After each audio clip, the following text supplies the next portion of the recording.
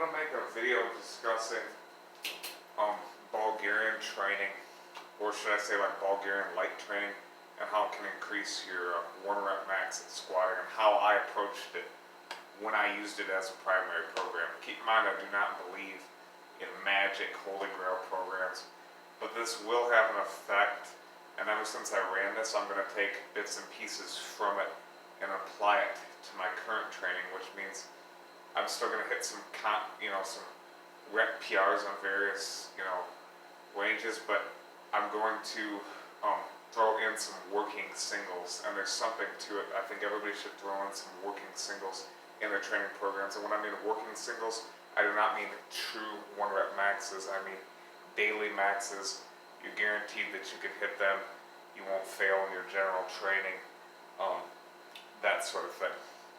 So let me start off by saying how you would approach daily max squatting or Bulgarian squatting if you wanted to make it a program for yourself. Now you can do this, 2 to 5 times a week. I would recommend probably 3, especially if you're, a more well-rounded lifter that also wants to work on their deadlift or some upper back hypertrophy or some other things.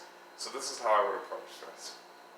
Start on the very first week with a weight that you can hit, that you may have tripled in the past. Take your best triple that you've ever done in the past. Give or take, I'm not that big on percentages, I think that's about 75%, okay? So you're going to take that and you're going to hit that for a single. And that's going to be your minimum weight that you have to come in for those 3 days a week that you're going to do the daily maxes. So, after you do that, that's your established minimum. That's the minimum weight you have to hit. On days that you feel really spry, go a little bit heavier to about 85%. So let's say that that minimum was established at 75%. Let's say that was at 405. Let's say you feel really spry one day. You come in, you hit 415, but you never hit above 90% when you do this style of training. You should never be failing.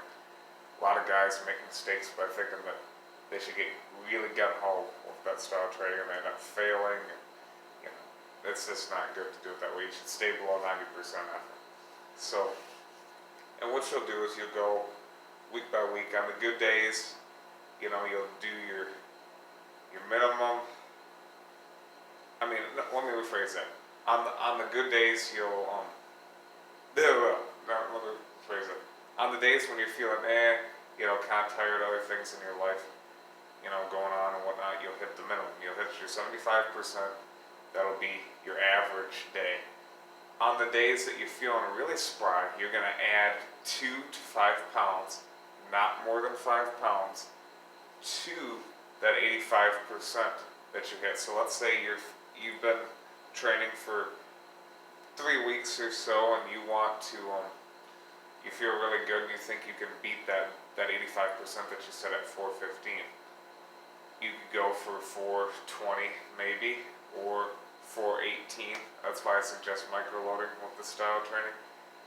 And then you just keep on rolling from there. Eventually you'll want to raise your minimum up as well. So let's say if you got your squat up to, let's say you got it up to 4, let's say the original 85% that you had was 415. Let's say you got it to 430. You might want to bump up that minimum to maybe, something like 408 maybe, or maybe 410. Just play around with how you feel, or there might be a bigger discrepancy depending on how you feel and how your body is. You really have to listen to your body with this style of training. So let's say you build it up to 4, your high-end single ends up being 450. You might want to bump that minimum up to something like 415 or 425. You want to have a reasonable gap between that minimum to make sure that minimum is always an easy, guaranteed rep. And you want all of it to be guaranteed. You don't want it to be grinding reps. Although you can set one of those at the end of your programming to see what kind of results you get. But this took my squat from 405 to 445, and now I don't really believe in direct programs, but I am going to take pieces of it and apply it again and hit working singles within my general training where I'm usually aiming for a rep PR. But that's just what I'm doing. And when you run the Bulgarian method, or the Bulgarian light, because it's not true Bulgarian method, it's not every single day, you want to throw in some back off work as well, so that you get enough volume. So like, let's say the first day you do your 75 of the week, you do your 75%, back it off with 2 sets of 5 pause squats, okay? And then let's say the other day you hit your 75%, back it off with 2 sets of 3 or 3 sets of 3, whatever rep schemes you think you can get away with. Something like a box squat, something that's manageable. Or you could even back it off with some high rep squats. Let's say one day you want to back it off with 2 sets of 10 or 3 sets of 10. That can be up to you, but you got to manage that intuitively with what you think you can get away with. There's not a blueprint for that. But what I would do is, let's say, if you, on the days you hit your 85% or higher, like let's say you bump, well, not higher because you don't want to go above 85%, but let's say it's a day that you make an increase in weight. Let's say that 415 that you had as your 85%, you bumped that up to 420. You can scrap the back off work that particular day. And you can also do some hypertrophy specific movements too as back off work. You could also do leg press one day. You could do 1 set of 25 on the leg press or something of that nature. Now, I'm not saying that this is a holy grail or anything, but it's definitely a good type of program that you can use. Me, I'm not really believing in, a one-way kind of thing, because I still want to set some rep PRs, but I'm definitely going to go back to throwing in some working singles some days, because I do feel that they have immense value at helping you, keep your strength on par, and they can be a little bit more beneficial for intermediate to semi-advanced lifters. So this is basic blueprint again. You're going to go 3 days a week. You're going to have 75% of your normal 1 rep max, usually a weight that you can triple. That's going to be your minimum.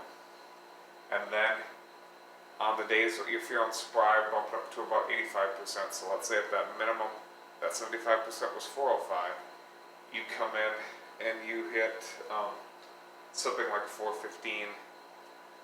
I know I'm not crazy on percentages, but something about that, right? And then, keep building it up.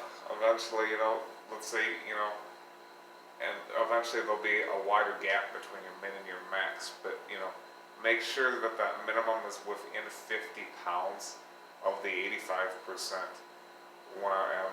And you can have days where you hit somewhere in between too.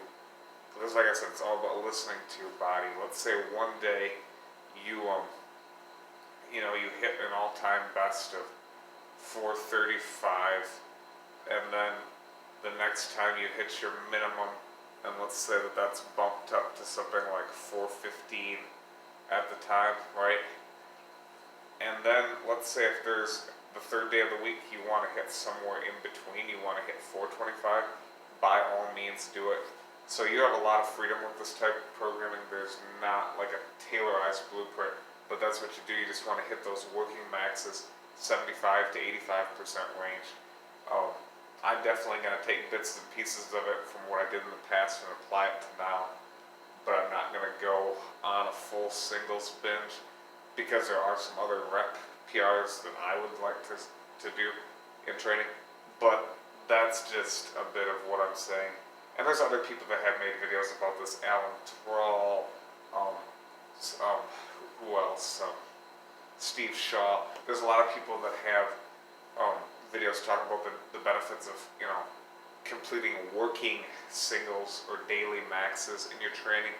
They're usually a single that you can normally get away with any day of the week, 75, 85 at best percent range. Don't go above 90%.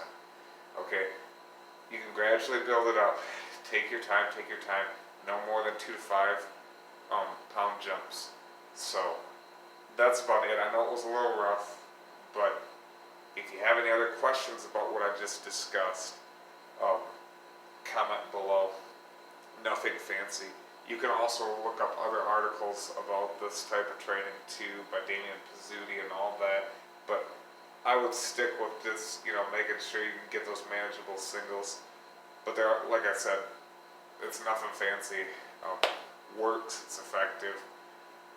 But just make sure that you get your back off volume in too, but you don't get overly carried away. It's very intuitive. It's all listening to your body and your mind.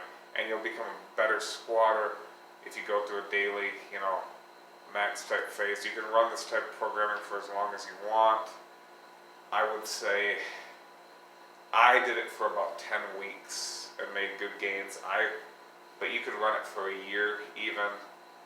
But I even made it conjugate towards the end, which I wouldn't recommend. I'm doing like front squats and stuff like that. But it's all about you and what you want to do. So I'm going to take bits and pieces of it, but I'm not going to go fully back on it again. But we'll any questions, comments, I can hit you back. Answers.